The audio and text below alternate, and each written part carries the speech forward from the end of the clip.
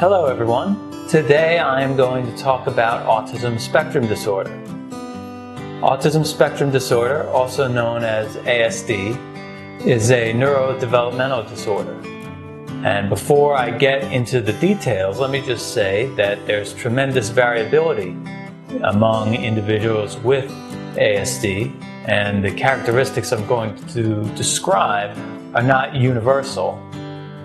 That said, there are social and behavioral deficits that comprise the symptom profile of somebody with ASD.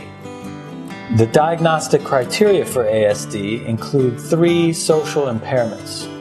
One such impairment is in what's called social emotional reciprocity, which includes difficulties with conversation, a lack of sharing interests, a failure to initiate and respond to social interactions. Another symptom involves deficits in nonverbal communication, such as eye contact, facial expressions, and nonverbal communication in general. The third social impairment relates to relationships, specifically a lack of interest in peers, difficulties in imaginary play, and a failure to make friends or adjust one's behavior to fit the social context. As I mentioned, ASD is characterized by behavior deficits. And in order to receive the diagnosis, an individual needs to have 2 of the following 4 symptoms. One symptom is excessive, repetitive motor movements, object use, or speech. Another area is an insistence on sameness, inflexible routines, or ritualized behavior. A third area is abnormally intense interests or interests with an unusual focus. The fourth behavior symptom concerns a hyper or hypo sensitivity to sensory stimuli. Although the diagnostic symptoms of ASD are social and behavioral in nature, ASD is also characterized by language, intellectual, and motor deficits. So not necessarily everybody with ASD has these deficits, but somebody who has ASD is going to be more likely to have deficits in those areas.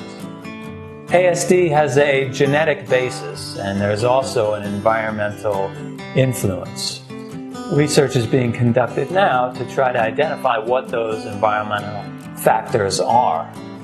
We do know that vaccines are not the environmental factor. There's been a lot of research that has shown that they do not contribute to the possible development of ASD. In most cases, the impact of ASD actually begins at birth or shortly thereafter. Symptoms might not really be noticeable though until a child turns 1, maybe 2 years old.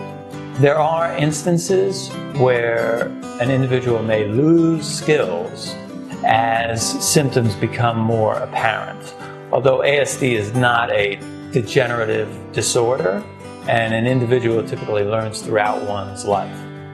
Across the globe, ASD prevalence is fairly consistent. About 15 years ago, it was believed around 1 in every 150 individuals had ASD. But now, the most current estimates are that it's 1 in 59. And that increase is not because more people actually have the disorder. It's actually because pediatricians have become more aware of it, and they notice it more readily. And also there's been a change in the diagnostic criteria themselves, which has allowed more people to receive that diagnosis. We also know that the disorder is much more common in boys than it is girls. About 4 times as many boys receive the diagnosis than girls. So that's a brief rundown of the disorder. I hope that you found this information helpful.